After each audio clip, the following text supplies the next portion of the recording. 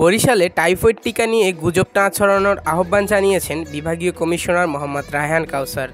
তিনি বলেছেন, টাইফয়েড টিকা সম্পূর্ণ হালাল এবং এটি মালয়েশিয়া, পাকিস্তান, ইন্দোনেশিয়া সহ বহু মুসলিম দেশে ব্যবহৃত হচ্ছে। এই টিকা টাইফয়েড জ্বর প্রতিরোধে অত্যন্ত কার্যকর। তিনি আরও বলেন, টিকা নিয়ে কেউ গুজব ছড়ালে তা সমাজে বিভ্রান্তি সৃষ্টি করবে। এ বিষয়ে সাংবাদিকদের ইতিবাচক ভূমিকা রাখতে হবে। আজ বুধবার বরিশাল জেলা প্রশাসকের কার্যালয়ে জাতীয় গণমাধ্যম ইনস্টিটিউট আয়োজিত টাইফয়েড ক্যাম্পেইন 2025 নিয়ে গণমাধ্যম কর্মীদের সাথে পরামর্শ সভায় প্রধান অতিথির বক্তব্যে তিনি এসব কথা বলেন। বিভাগীয় কমিশনার বলেন, এই টিকা অত্যন্ত নিরাপদ ও কার্যকর। এটি গর্ভকালীন জটিলতা বা সন্তান ধারণে কোনো প্রভাব ফেলে না, বরং টাইফয়েড জ্বর থেকে সুরক্ষা দেয়।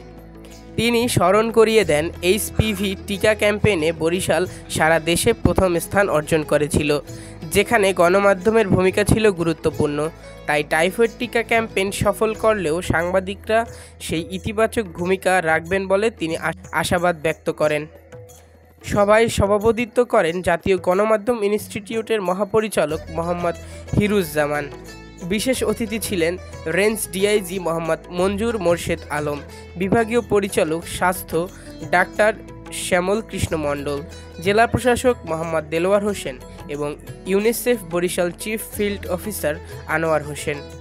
এ সময় সরকারি কর্মকর্তা, এনজিওর প্রতিনিধি ও বিভিন্ন গণমাধ্যম কর্মীরা উপস্থিত ছিলেন।